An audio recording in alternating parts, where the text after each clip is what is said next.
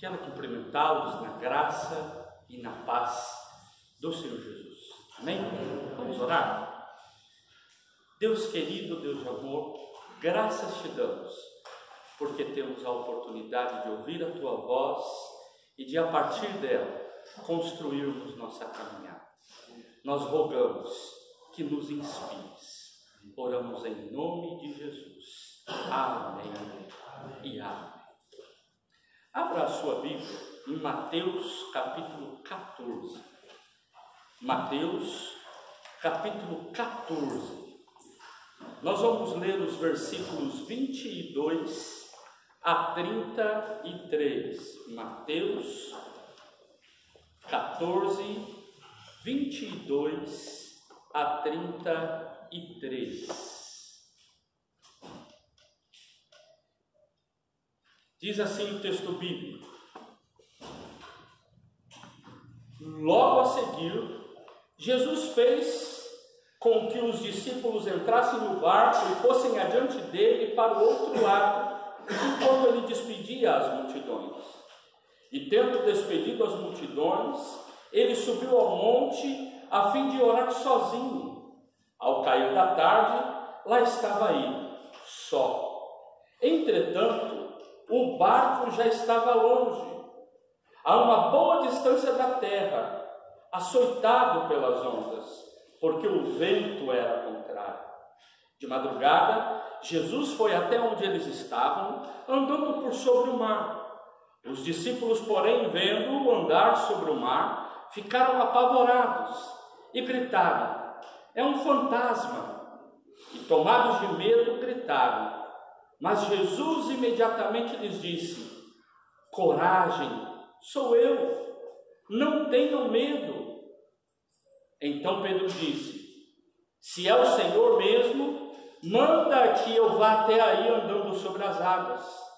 Jesus disse: venha. E Pedro, descendo do barco, andou sobre as águas e foi até Jesus. Reparando, porém, na força do vento, teve medo e, começando a afundar, gritou: salva-me, Senhor! E prontamente Jesus, estendendo a mão, o segurou e disse: homem de pequena fé, por que você duvidou? Subindo ambos para o barco, o vento cessou, e os que estavam no barco adoraram, dizendo: verdadeiramente o Senhor é o Filho de Deus. Amém? Eu intitulei o sermão: não temas, não tenha medo. Eu não sei aqui quantos já tiveram a oportunidade de ir em alto mar, ou já enfrentaram algum tipo de tormenta em algum barquinho, navio, barco. Alguém aqui já experimentou algo assim? Uma mora em Santos, lá atrás, ali. Às vezes nós utilizamos algumas expressões muito mais como figuras de linguagem, mas nós não conhecemos propriamente a experiência. Uma delas é essa experiência da tempestade em alto mar. Eu acho que muitos de nós, o máximo que experimentamos foi no ano passado, aquelas enchentes nas chuvas. Alguns de nós perdemos até carro, outros tiveram prejuízos grandes, outros perderam a noite, mas experimentamos o que é uma dificuldade de uma tempestade. Agora, ainda que a gente não conheça propriamente dito uma tempestade, nós utilizamos ela muito na nossa espiritualidade cristã. Por exemplo, nossos cânticos estão muito ligados aos tipos de música que fala de tempestade. Por exemplo, tem uma música que já foi muito cantada, bem antiga, que é assim: se as águas do mar da vida vierem te afogar, segura na mão de Deus e vá. Se as tristezas, e assim vai, E lá no Coré, segura na mão de Deus, segura na mão de Deus, pois ela te sustentará.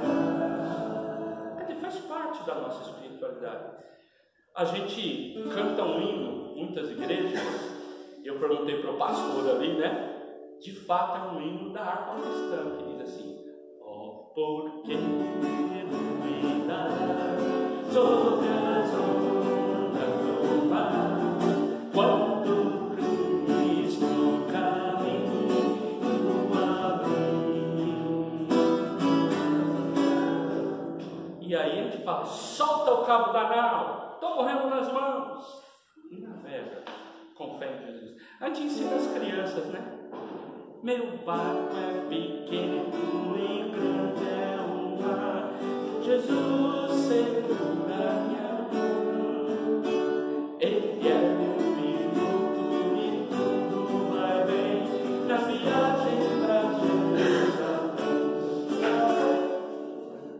Olha, isso está internalizado.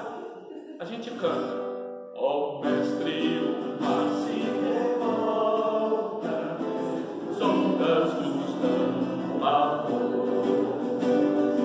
não senti daqui morrão, não temos um Salvador. Olha quantas músicas e das mais diferentes estilos. Cantamos hino, cântico de criança, os chamados corinhos que os norte-americanos nos ensinaram, né? Corinhos, os cânticos, para falar dessa espiritualidade do tempo difícil. O texto que nós fizemos a leitura, o interessante dele é o seguinte: ele é um texto que vem logo após a multiplicação dos pães, ou seja, os discípulos acabaram de experimentar a graça do alimento, a multiplicação dos pães. Que delícia, estamos aqui, vimos o mestre fazendo um milagre, e olha como é bom estar na presença desse mestre. Mas de repente o nosso texto começa com Jesus dizendo: do outro lado, hora de atravessar o mar, a missão está de lá. Um outro ponto importante para entendermos na religiosidade judaica é que o mar é símbolo de mal, de tempos difíceis. No mar habitam os demônios. Isso até na Idade Média, você olha os mapas, tem aqueles desenhos de dragões no meio do oceano. Então, o lugar das águas era um lugar de instabilidade, de medo. E isso é muito forte nessa espiritualidade judaica. Por isso dizer que o homem está no mar e o mar está agitado é dizer assim: o homem está à mercê das forças do mal. Por isso ele precisa de uma intervenção. E essa intervenção é a intervenção de Jesus na vida deles. Por isso eu proponho 3 lições num texto como este. Uma primeira lição que eu quero propor é de que o fato de participarmos do banquete de Jesus não nos isenta de enfrentar as dificuldades da missão. Porque é o próprio Jesus que fala: atravessa o mar. Eu estou enviando você para atravessar o mar, porque a gente tem trabalho para fazer.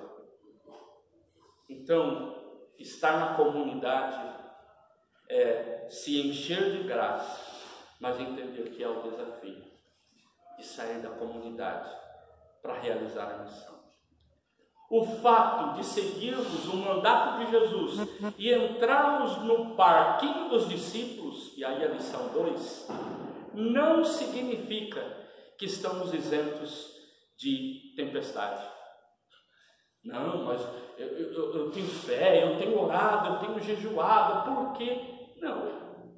O fato de sermos discípulos e discípulas e entrarmos no barco não nos isenta da luta, da tempestade, do medo, da angústia. Ninguém passa por essa vida sem enfrentar grandes dificuldades. Por isso não somos melhores que outros. A diferença é que nós temos como terceira lição, nós temos a convicção de que Jesus está no barco. E quando ele está no barquinho, termina então lembrando de um outro cântico infantil, diz: com Cristo no barco tudo vai muito bem, vai muito bem, vai muito bem. Com Cristo no barco tudo vai muito bem, e passa o temporal. Há tempos de temporal, mas lembrar, Jesus está conosco. Deus querido, Deus de amor, nós reconhecemos que sem o Senhor nós estamos à mercê do mal, mas nós confiamos plenamente, Tu és o Filho de Deus. Por isso nós sabemos que este mar agitado que muitas vezes enfrentamos, ele pode ser acalmado pelo Senhor. Intervém na nossa história, Senhor. Intervém na nossa família. Intervém na nossa vida. Porque desejamos que o Filho de Deus possa agir em nós. Oramos em nome de Jesus. Amém.